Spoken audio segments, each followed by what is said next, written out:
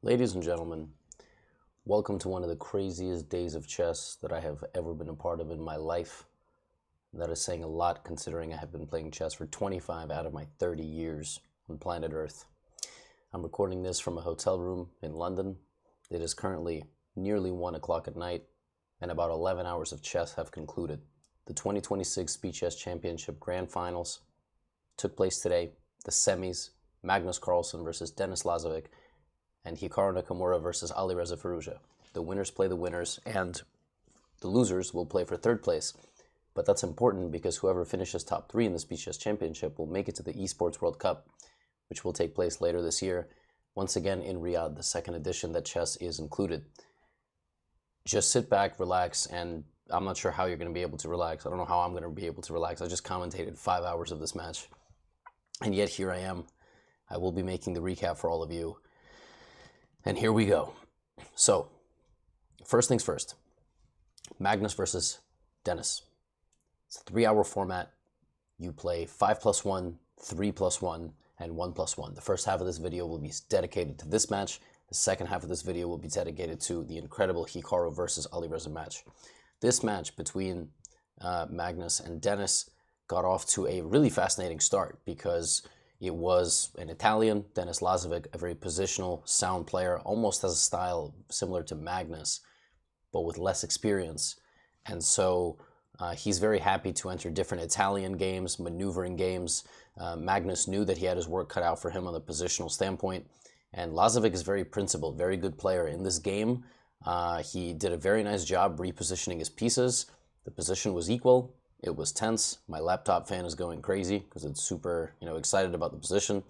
And then over here, in the middle game, Magnus just straight up blundered his pawn.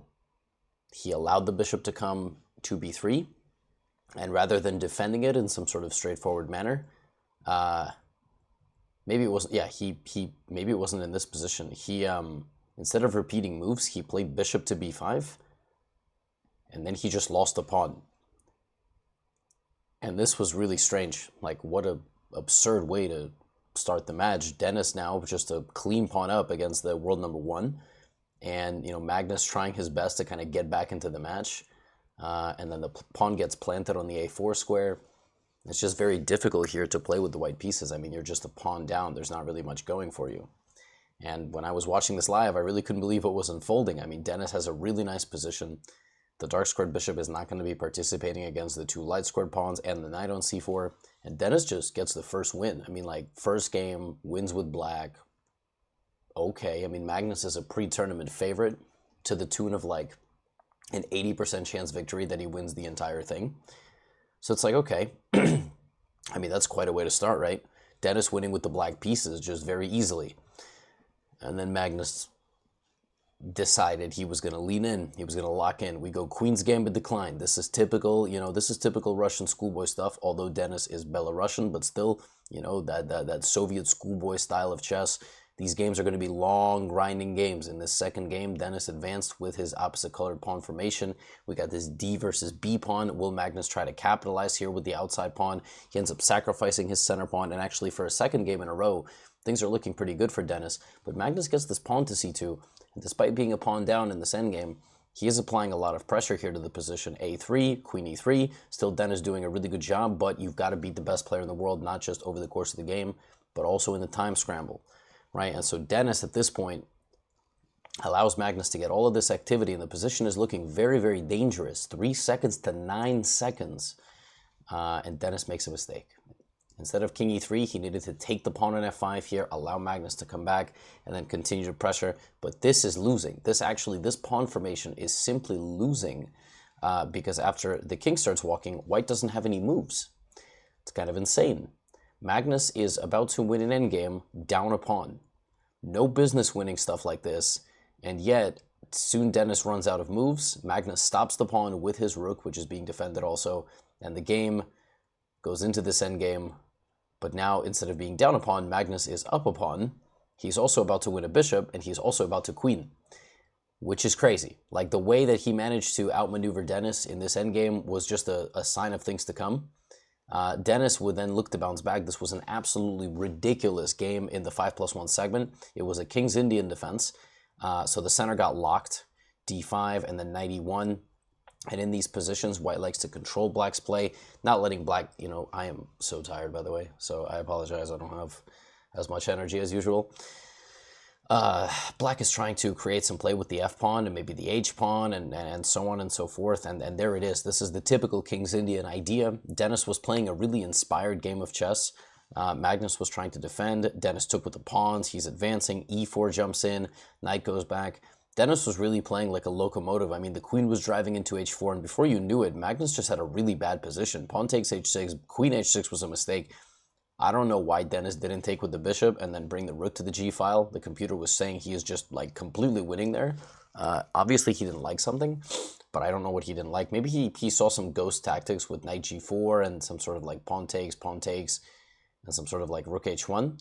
But instead we got this, and game went completely insane here as Lazavik played knight c5, knight f3, and then sacrificed his rook. Rook e4, just an absolutely incredible move, which looks really cool. You can't take it because of queen takes f4 ideas. But instead of that, Magnus just went back, and not only did he go back in a move, he sacrificed his own queen. So we got a batch of brilliant moves delivered here, hot off the press in this game. And Magnus sacrificing his queen for just the impregnable fortress of a position. If anything, it's the black king that's weak. And he goes on to not just hold this position, he actually just wins this position with a rook endgame. Although he wasn't such a smooth ride there. He wins the scramble once again. Dennis with only 2 seconds on the clock. And this is just losing because Dennis would have to go defend with the rook. And that would be the end. And Magnus pulled ahead. He pulled ahead in this match very early. He lost the very first game, but before you knew it, he took a 3-game lead. He won 4 out of the next, 6 games in the 5+1 segment. Up until this point, Denis Lazavik had not lost a segment of the Speed Chess Championship, which is not really saying much. He only played 2 matches, but he beat Hans Niemann, which is a really big deal. And last year, Hans and Magnus played the semis, so obviously there was a lot of talk about what's going to happen, but Magnus just sort of locked in. And the match wasn't particularly close. I would like to show you one absolutely incredible game. This is not it. I would like to show you one absolutely incredible game. We need to look at this game. This is a game that will really make you smile, I hope. And then we will move on to the main event of the evening, of which I am covering 12 games. And that is the match between Alireza Firouzja and Hikaru Nakamura. So this was Lazavik Carlsen. This was a 3-minute game. Magnus went for a Benoni structure. Knight f6, castles, bishop d3, and knight h5. Knight h5 is something I have never seen before. I mean, generally, black is playing rook e8 and so on. This is a pretty dynamic opening. I do recommend it if you are looking for an opening full of imbalance and intrigue and so on, but it is a very risky opening, can be very dynamic. And a little bit too dynamic at times. In this game, Magnus just gets hit with knight h2, and he is about to go scampering backwards. Like, his knight is hit. It's about to be taken. The knight is going to go to g4, and the position's just going to be looking really tasty for white. So the knight goes back to g7. He goes knight g4, and Dennis gets a very, very aggressive game where he is up a pawn, he is down a pawn, but his pieces are pointed directly at Magnus's king. But it is really the way that this game concludes that is going to put a smile on your face. Actually, Magnus manages to equalize. Dennis in this match had a lot of good positions from the opening. That is kind of what Magnus was letting him get away with a bit. But then he was unable to capitalize at critical moments. First of all, in this position, Magnus uncorks a beautiful move. Just kidding, that came on the next move. I'm misremembering the game. I think it was here. Both guys multiple times here. Bishop f1. This is just a free pawn. Bishop takes h3. Clearly, the guys both blundered here, but bishop takes h3, pawn to f4. I think there's some sort of knight to g4, and obviously bishop takes h3, pawn takes h3. There is this. That happens on the next move. So bishop takes h3. I don't know if Dennis just simply missed this move, but black is just winning a pawn here. Dennis proceeds with a5, and now we have b takes, rook takes, and I almost wish that Dennis won the match because this would have been the game of the match, but he did not win the match. But we did get this beautiful game, and here he sacrificed the rook, and I would yell it, but my wife is asleep. It's late here. Rook takes c5, and he landed like a 4-punch knockout on Magnus. Rook takes c5, bishop takes c5, the rook blocks, and now he sacrificed the second rook and went here because the threat is queen f6 mate, and when you stop that, he goes queen takes e5. And I have not seen something like this in quite some time.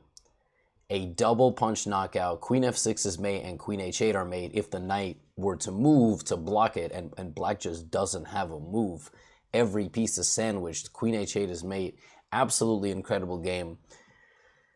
But ultimately, Denis Lazavik could not solve the puzzle that is Magnus Carlsen. Magnus won the 5+1 6-3. He won the 3+1 segment 6-3.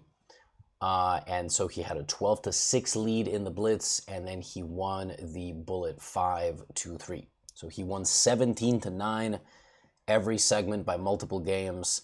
Denis had good positions, but ultimately it was not particularly close. But a match that was particularly close, and a match that very quickly could be one of the greatest Speed Chess Championship matches ever played. I mean, it's up there, top 2, top 3. I mean, there was a Magnus Hikaru final that went down to a final game. Is this match between Alireza Firouzja and Hikaru Nakamura. I'm going to try to get through this without falling asleep. This match was completely sensational. I commentated 5 hours of it. It was supposed to be 4 hours, but there was a 1-hour technical delay. No joke. There was something wrong with like the computer, the connection.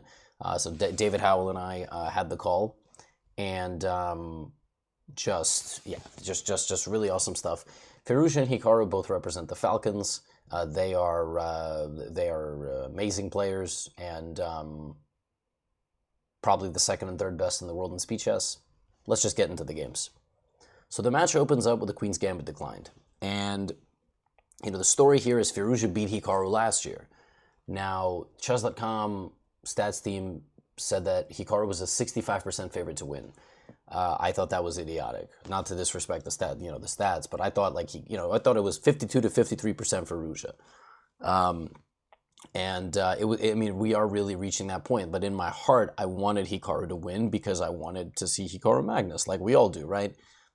In this position, I think there was some move order thing. Hikaru played b6 too quickly. I think he could have went for c6 straight away. Instead, the position just became something relatively straightforward. But from an opening standpoint, it was Firouzja who took a pawn and won a pawn in the opening, and then just kind of proceeded to try to convert this position. Hikaru grabbed the pawn back, knight d5, and now, white is going to try to win this. Hikaru jumped in with his knight, and here made a slightly maybe rushed decision to trade the knight for the bishop, giving Alireza this very solid structure that he's now going to try to convert. And that's really exactly what he did. I mean, he maneuvered his pieces, and he got Hikaru down to 3 seconds on the clock, to 40 on the previous move. I don't know if you saw that.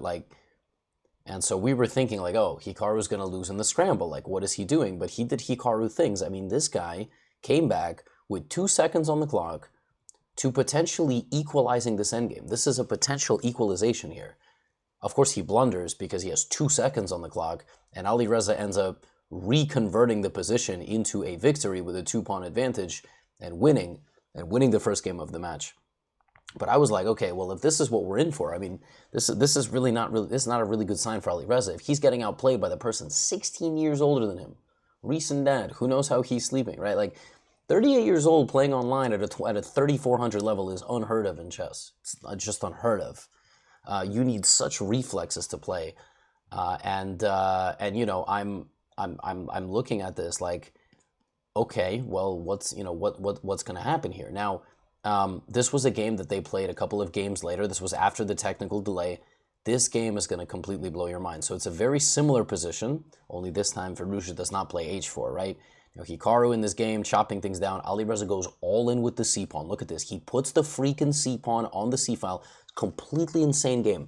Knight to g5 is trying to sacrifice a piece to get 2 pieces away from the d6 square so that you can play knight d6 and queen your pawn.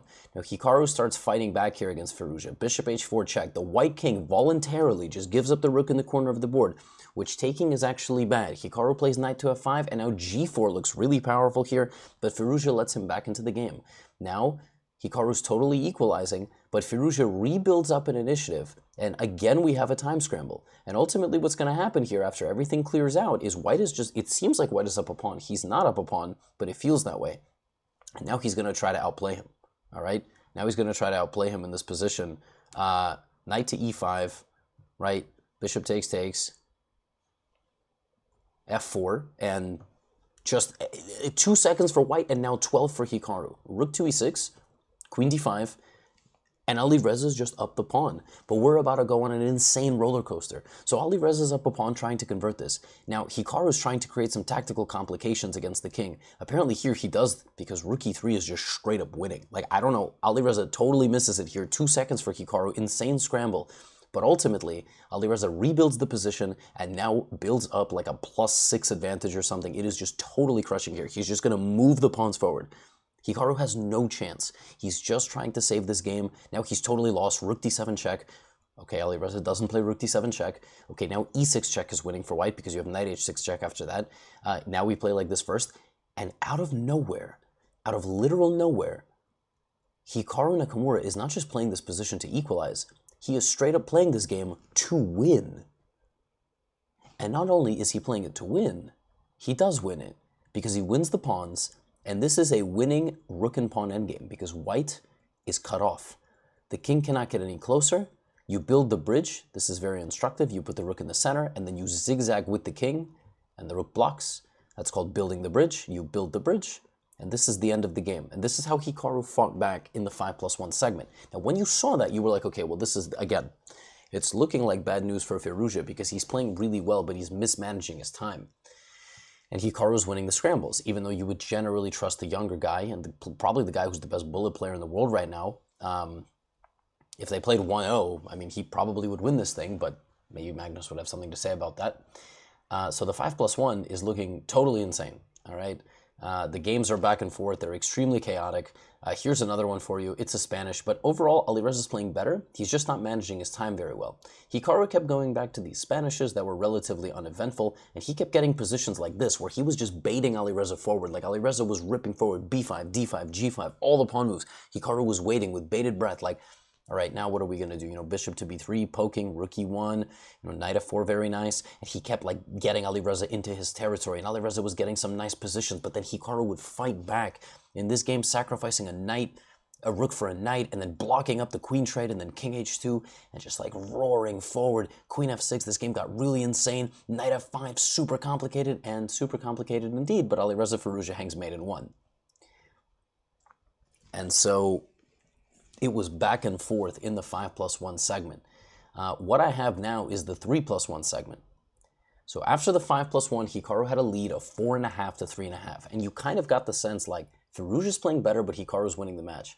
I just took part in a match where my opponent, Julian Song, was playing better than me, but I was winning the match. That's always a bad sign because when you're playing worse and winning, and then you flip the switch and you start playing better, well then, you know, hopefully things are going to go your way. And so, what happens next? Well, Alireza goes d4. Hikaru plays d5 and switches up the opening to a queen's gambit accepted. e4, c5, super sharp line. One other thing about Hikaru's openings in this match is he has to kind of hide a little bit, just to hide a little bit of the openings until the candidates tournament, which he is playing quite soon. So he has to mix things up. He's going for some incredibly sharp lines here with b5. He's definitely done a lot of homework here. What's funny about this position, knight takes b5, is that queen a5 check is the best move, and Hikaru just never played it. He never went queen a5 check. He kept taking here, and the position that he was getting, which is this one, with g6 and bishop g7, the computer was just giving this 0.75. But what's fascinating is he kept playing into it, and so did Alireza. So both guys, I don't know what was going on here. Maybe they just both liked the position. Maybe it's just something in blitz. Maybe they were misremembering opening preparation, but they just kept going here every single time. And bishop went back to f1, bishop to g4. The game got super sharp. And, you know, Alireza, in this game, kind of got outmaneuvered. Hikaru put his bishop back, he put his knight back, and this was the best game that he had played in the match thus far. He was leading the match, but he was playing not up to his standards. In this game, everything changed. It was a smooth victory, knight e3 check. You have to lose your queen. And when Hikaru won this game, like you'd think from here, white would survive a little bit longer. Queen to h8 is just an incredible move. if you play rook to h4, I think Alireza resigned here, but you know, you play rook here and queen f6. Hikaru gave like a solid nod of the head, and he was up 5.5, 3.5. He had a 2-game lead. Everything was going really well for him. Clearly a dominant win with black. Like, I doubt Firouzja is going to play back into this, but Firouzja was like, all right, let's go, you know? Let's see what happens. So d4, d5, okay? c4. Hikaru maintaining a 2-game lead. Knight b5, knight e4. We go back to this line. Like I said, they just kept repeating this line, even though this was not the best way to play, but this is life. I don't know. They just kept playing into this. h3 takes. Slightly different position this time. Alireza repeats it. He likes the centralized rooks. He has a lot of tactics brewing in the position. And in this position, he outmaneuvers Hikaru. So he gets a position that's looking quite pleasant. Rook, bishop, etc. And rook d2, and he builds up a nice position. He grabs himself a pawn. Hikaru is trying to defend the position. We have this endgame, opposite colored bishops. Alireza going to do his best, you know, Magnus impression, try to kind of put some pressure. But overall, Hikaru is doing a very nice job until he plays this move. In this position, black is doing a really nice job controlling white. White doesn't have any forward momentum. d6, b4, none of these moves are possible. It's really difficult to capitalize on your extra pawn. Hikaru makes a move that takes his eye off the center pawn, and Alireza goes here. And this is going to be a real problem because this move gives back the pawn but opens up the bishop and gets the d5 square. It's a brilliant move. As far as I'm concerned, excellent practical decision. So pawn takes d6, knight b6, the knight centralizes. And from here, the pawn goes up the board and it is escorted by VIP security. Rook a3, rook a8. Alireza plays this game like a complete machine. Absolute machine game here from Alireza. Bouncing back after some of the previous games, so it was 4.5, 3.5. He bounces back in the 3-1, and well, I got more where that came from. They played another Queen's Gambit accepted. They just kept going back to the well of this opening, and the positions that they kept getting were like super dynamic, but after that first mishap, Alireza repeated this position with getting the bishop pair, and this time things went a little bit differently. The dark squared bishops were traded, so the position was slightly different. But Firouzja in this game just went for a kingside massacre. Like h4, he sensed that Hikaru was slipping in his feel of the position, and he went for h4. They repeated a similar structure. He went back to e3, and Alireza built up a thunderous attack, b4 ripping apart the center. And after cb4, and you win this knight and I win your knight, d6. d6 is game over. d6 disconnects the rook from the knight. It's pinned to the king, and the knight is pinned to the rook. So there is nothing that can be done. Nothing. And what's crazy is Firouzja won 4 games in a row. So he went from 2 games down to 2 games up. He won 4 games in a row in the 3+1 segment, and at this point, he is looking to put Hikaru away. 4 wins in a row. The last person to beat Hikaru 4 games in a row, no idea. Like, literally no idea. Maybe Magnus in a match that they played like 4 years ago. I remember that match was totally insane.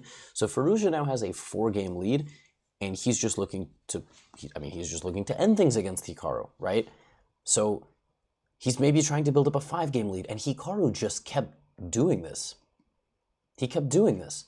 But then Firouzja played e5. So he went for a totally different line. He went knight takes b5. I think Hikaru changed a little bit how he was playing things, and we got a super other sharp line. It was very strange, very, very weird position, and we played this kind of endgame, right? Yeah, a lot of pieces on the board. Knight takes d5, and once again, Alireza builds up just an absolutely incredible position. Bishop takes c5 would keep the king in the center of the board, and then you would play rook e1. You would maybe play some sort of knight e4. You would play rook d1. Hikaru's king is in the center of the board, and he's down 4 games in the match. He's straight up about to go down 5 games. I mean, people don't come back from 5 games. But Hikaru locks in. One wrong move. King e8 on the board. Knight g7 check is possible, but you got to realize white's rook is also hanging. And before you know it, not only does Alireza not have any advantage, he's scrambling into a totally losing position. Hikaru takes over the game, takes a deep breath here. He has to lock in, grabs this pawn, and now faced with many choices here, 2 seconds to 42, he straight up just hangs the a7 pawn. Now, clearly he thought the rook was getting trapped for white with some move here, but he makes a mistake. And this was almost the story of the match. Like, there was moments both guys were trying to focus and lock in, and they were failing. They were making mistakes. It was a nervy match, but then he regains composure. He traps the knight, the rook, not the knight, and the rook is taken, and Hikaru bouncing back with an emphatic victory, trading the rook in the corner of the board with rook a1, and he gets the job done. Now, what's completely insane about this win is that after Alireza Firouzja beat Hikaru 4 times in a row, Hikaru, I am not joking, beat him 4 times in a row. Alireza took a 2-game lead after trailing by 2, and then Hikaru came all the way back. He came all the way back, and he beat him 4 games in a row. And then they traded a couple of wins here and there, and the 3+1 segment ended tied 8-8. 8-8 after the 3+1. So both guys ended up with 4.5 and 3.5 in respective segments. In the first segment, Hikaru won 4.5, 3.5. Then it was 4.5, 3.5 for Firouzja. And that means we have to play 30 minutes of bullet chess, 1+1. Who's going to win? Once again, we see the same thing, b5, but now we have knight f3. b4, knight a4 is chosen here from Firouzja, and he tries to play this position in a bullet segment, something that he has not played yet in this match before, and it does not go particularly well. Hikaru locks the pawn on c3, he takes the pawn on d5, and Firouzja has to figure out a brand new position in the bullet segment. It doesn't work well at all. Hikaru plays like the Terminator, marching down the center of the board, centralizing all of his pieces, trapping the knight, defending his king, and winning an extremely convincing game of chess. And I mean, I can show you just like so many of these bullet games. They were just absolutely incredible. Hikaru took a 2-game lead in the bullet. So he won the first 2 bullet games, just right out the gate, 10-8. After that, Alireza fought back to a 1-game deficit. But this match, so Hikaru had a 2-game lead with about 5 minutes to go. Alireza needs to win 2 games in about 5 minutes of clock time. The clock is ticking down. Hikaru has white. We go for a King's Indian defense. A must-win opening, you go for a King's Indian. Time is ticking. Every single move. Alireza plays really complicated. Knight f6, f5, making the game super messy, and Hikaru, meanwhile, with time ticking, just locks up the position. And how is Alireza going to win this? Like, Alireza has about 4 minutes and maybe 40 seconds from this position to win this entire remaining game and another one. He has no room for error. And wait till I show you this moment. Bishop to b5, Hikaru goes queen d1, very solid. He comes back knight e1, all perfect. And Alireza here played queen to d8. Queen d8, if white plays queen b3, wins. Like, when Alireza retreats and leaves 2 pieces like this, it's over. There are about 4 minutes and 30 seconds, 4 minutes, 20 seconds remaining on the overall game clock. If Hikaru plays queen b3 right now, the match is over because he will get a 3-game lead with 4 minutes to go. And the idea of queen b3 is that the next move is a3. And if the queen goes back to a5, you play bishop to d2. When I saw, now I see the eval bar, but immediately when I saw the bar during commentary, I jumped out with queen b3. Now instead we have a3 straight away, and then b4, he's just restricting, and Alireza comes in with queen f6, and it doesn't really matter here because even something like bishop takes a7 is just a clean pawn. Like, white grabs the pawn, comes back, and just has an overwhelming endgame advantage. Now, Hikaru clearly was just trying to neutralize here. You know, he ends up going for knight to d3, and we get this position, but still, like, how can Firouzja win this? This is unwinnable. You cannot win this. You know, white can play king g1 here and bring the rook. He goes rook c1, Alireza goes here, and we jump in. It doesn't even matter. Like, this position, it's so locked. 4 minutes are remaining on the game clock. Maybe even less. Rook to d1, bishop h6, right? King h2. How on earth is black going to win this? It's not possible. You can't even break through. Okay, he's trying his best. Oh, wait a minute. Wait a minute. This is a real problem now. The a-pawn is hanging. And even though you're getting a little counterplay here, queen d1 comes in, queen d3 is there, and Hikaru doesn't have any tricks remaining. Queen f5 played, queen e2, there's no tricks left. Yes, there is. In this position, with maybe 2 minutes left on the overall clock, again, there is a moment that Hikaru can save the game. He has queen f8, an unbelievable move. And the point of this move is that if you take, I make a queen. I don't take the rook, and my rook is checking the king. Queen f8, and again, just like queen b3, the match is over. Because in the previous example, Hikaru would have won and taken a 3-game lead. In this example, he would have maintained a 2-game lead with about 2 minutes left. It would have been done. It would have been done. Queen f8 was there, but of course you have 2 seconds on the clock. You're just trying to, he's trying to avoid a situation where he's going to burn too much clock, and he loses the game. Which means Alireza Firouzja has about 2 minutes now to start another game and win it. And it is a must-win game. Make no mistake. This is a must-win game. He has to win this game. He is playing with the white pieces. We have an Italian, and this one gets really complicated really quickly because g5 appears on the board. It's super messy. b4, h5 is, all of this is normal. But here, you cannot take on h4. There are some lines where white gets the knight to d5, so black needs to play bishop to e6, and Hikaru was playing on autopilot here and took this pawn and almost grimaced because he allowed knight to d5, and now bishop takes h4, though, was wrong.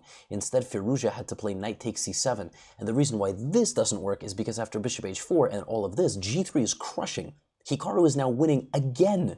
He's winning again, although it's close. Pawn takes, rook takes, queen takes. And now with black, you have to be a little careful. Instead of playing the move h4, it's not over. There are knight g5s in the air. There's queen d2s, and there's queen f1s. And before you know it, Firouzja is straight up back in the game. He's back in the game. He's putting pressure on Hikaru. We have this position, and white is playing this for a win. White has a better structure. White has a better endgame. Hikaru trying to defend his position with 20 seconds on the clock, but Alireza just cannot be denied. Bishop has to move. It's still a potentially savable. This is the last moment here. You have to play check here, check, the king runs away, and then you push. That's what you have to do. You have to force the king away, and then you have to give a check. Hikaru plays this first, and this one pawn push allows Alireza to go here. And now when you play bishop g2, I can play king g4. And the point is that if you had done it the other way, you would have forced my king away with a check. And now you never force my king away with a check. I'm right here. And Alireza Firouzja is completely winning. And Hikaru, with a 2-game lead and about 4 minutes on the game clock, is heading to an overtime with Alireza. The overtime is 4 bullet games. And if those games are tied, the players will play an Armageddon. This is, I think the odds in that first game that I showed you at some point were 90% for Hikaru to win the match, if not more, like 95. There was no time left. It was so unbelievable. And so now we have to play overtime bullet, right? We have to play overtime bullet. Now this one is going to absolutely blow your mind. Another King's Indian defense. This one from Hikaru. He's playing exchange variation, trying to really slow things down, make Alireza play a positional game. Alireza does get a little bit of pressure going on the queen side, but very, very quickly, Hikaru just plays a controlling, nice game. I even thought here the move like f3 was strong, and knight d6 is coming. I mean, he's doing super GM things. Here the game got a little bit weird, but he regained his composure. He put the knight on d6, he put the rook on a1, and after a little bit of a skirmish, he gets a dominant position. Rook b8 here is a very easy win with rook b7, but it's tough to spot that. He goes here. Firouzja plays an insane tactical trick. You cannot take the rook because the pawn would be promoting. Hikaru then gets a winning position like this. This is just hanging. Like king c3 is just a completely free knight. He doesn't do that. He plays king c2 because he's trying to play fast. And then after this position, he can now take, and he does take, and he's up 2 pawns in a rook endgame. And that's, I mean, of course it's winning. g4, b5, etc. And now, here was the last moment. You might have been able to go rook b6, but there is rook c4, so you have to play b6, followed by rook c7.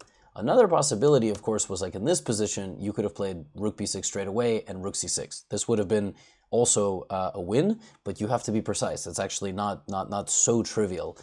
But not only is it not trivial, Firouzja sacrifices his rook because after you take this rook, you're simply queening. This pawn is going to, I mean, this is otherworldly, wizardry, and Firouzja ends up making Hikaru panic a little bit and winning a queen versus rook endgame. This is a drawn endgame, but you are never drawing this in bullet. I mean, it's just not possible. Hikaru actually ends up maneuvering here for like 30 moves and repositioning his king to the opposite side, and now this is a draw. There's red X's everywhere. Now if the king just goes to g7 and then you play the move f6, it might very well just be a draw. It's like a defensive fortress, but Hikaru goes f6 straight away, and after king g6 he can't make a move. Now he can't make a move. It might have still been losing. Maybe f6 is the wrong move. It's very difficult, but he ends up losing this game. He's lost this game. He's now lost 3 of the last 3 decisive games. Alireza winning 2 games, and then this one as well. Mind-blowing, just completely crazy games. And now, he has a 1-game lead in the overtime, all right? And so Hikaru now he's got to win, right? He's got to win. He's trying to play with white. He goes for a very straightforward positional approach. It's bullet again, 1 minute on the clock, must-win situation.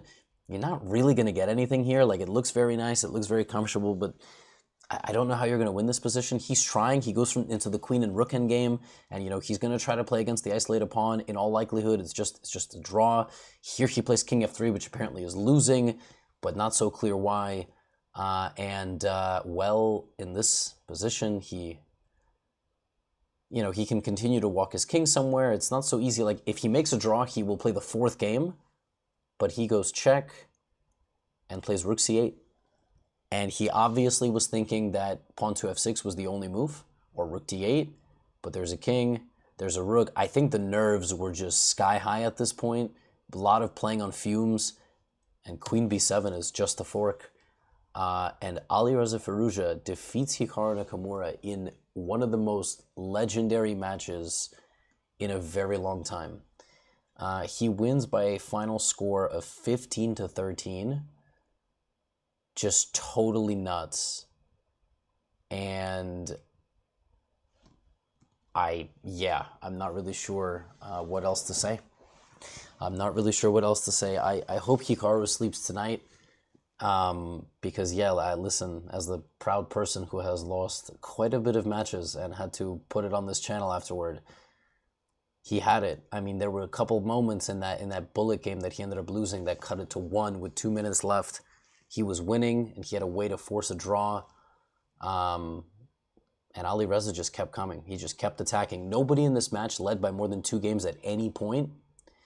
And so this sets up Hikaru versus Lazavik for the 3rd place match. Now, the winner of that match makes it to the Esports World Cup Finals. That's still awesome. And we have a repeat of the last Speed Chess Championship Final. We also have a repeat of the Esports World Cup Final. Do we have the necessary information to say Alireza is clearly the 2nd best player in the world in Speed Chess? I don't think so. I think this clearly shows that he is right there.